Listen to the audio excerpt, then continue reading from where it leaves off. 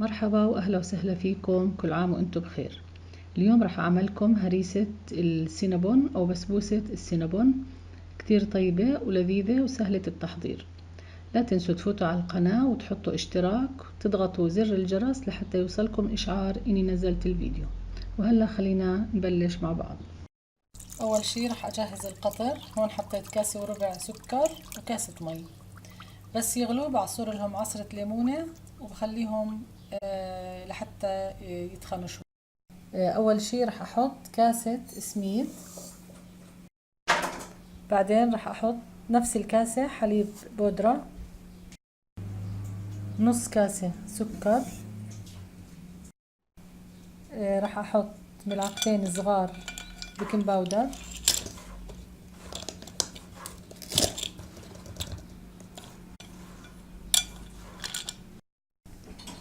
وملعقة صغيرة قرفة.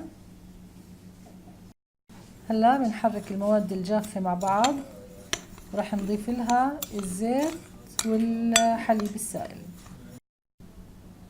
هون عندي نص كاسة زيت،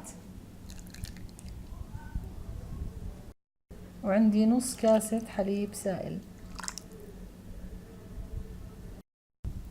وعندي هون علبة قشطة راح أضيفها كلها.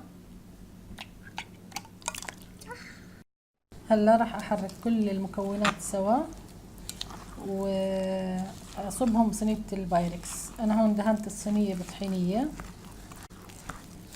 وولعت الفرن، حميته أول ما بلشت أشتغل.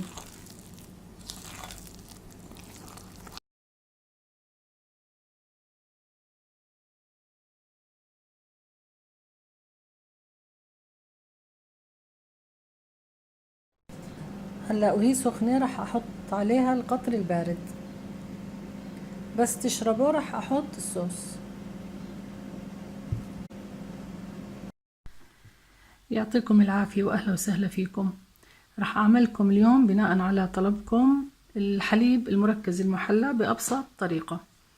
مكوناته عنا حليب ناشف أو بودرة، عنا سكر بودرة كمان نفس الكاسة، يعني نفس الوزن. عنا هون ربع كاسة صغيرة مي، وملعقة صغيرة فانيلا، وعنا 6 قطع جبن. كله بالخلاط. راح احط المي والسكر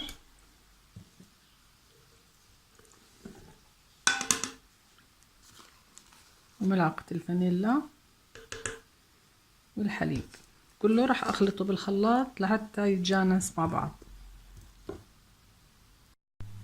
هلا راح ارجع احط الجبنة وارجع اخلطهم كمان مرة،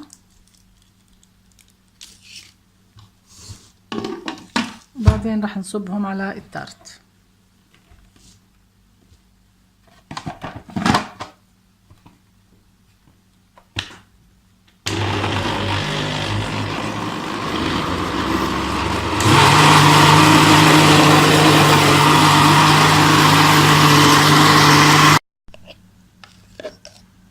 شايفين القوام؟ نفس اللي بالعلب بالضبط واطيب وما في مواد حافظة، وممكن اعمل كمية كبيرة احطها بمرتبان واخليها بالثلاجة.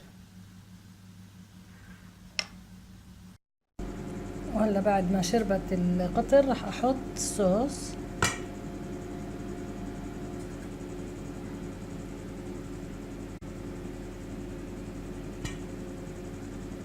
وخليها بالثلاجة لحتى تجمد.